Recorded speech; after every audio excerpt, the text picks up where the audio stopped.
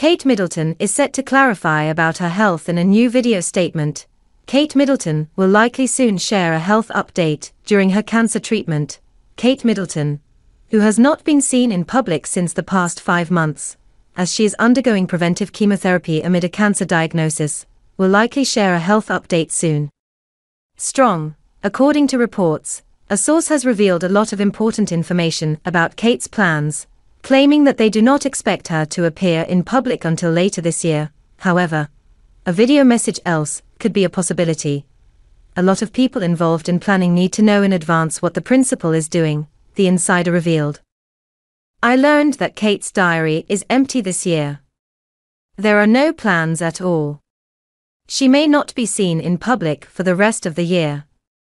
While responding to a question about how the palace is handling the increased controversy in Kate's absence, the tipster noted, "I wouldn't rule out another video message updating the country on Kate's health." That proved to be a very effective way to deter conspiracy theorists.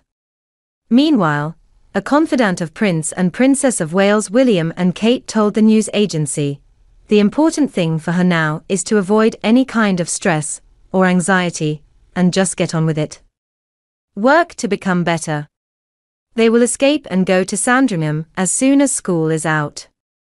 According to Kate and William's close friend, Kate's circle of trust is very small.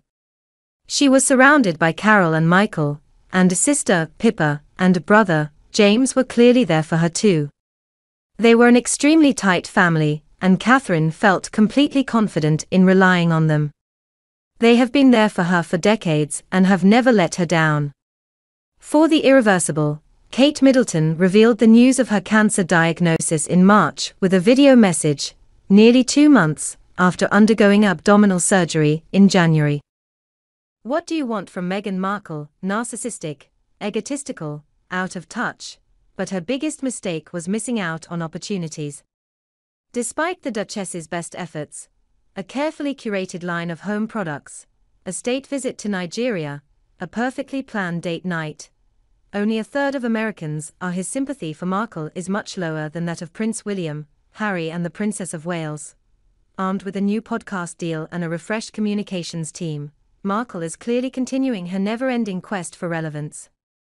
But as the real royals at Windsor face dual cancer crises, Markle has revealed herself as nothing less than the most notorious symbol of America's high tolerance for expectations short.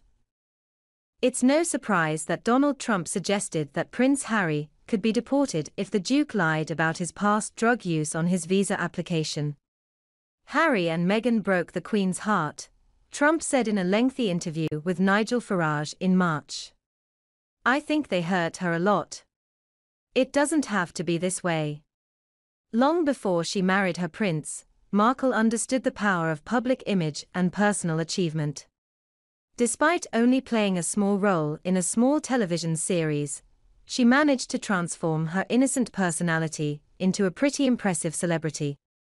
With her crowd-pleasing blog The Tig, Markle was an early adopter of the lifestyle content craze that has made the likes of Gwyneth Paltrow and Reese Witherspoon much richer.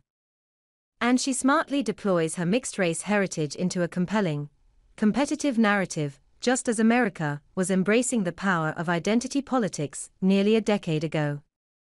For a nation consumed by representation, Markle, solidly middle-class and unrepentantly divorced, represents the best of America, tolerant, multicultural, employ talent.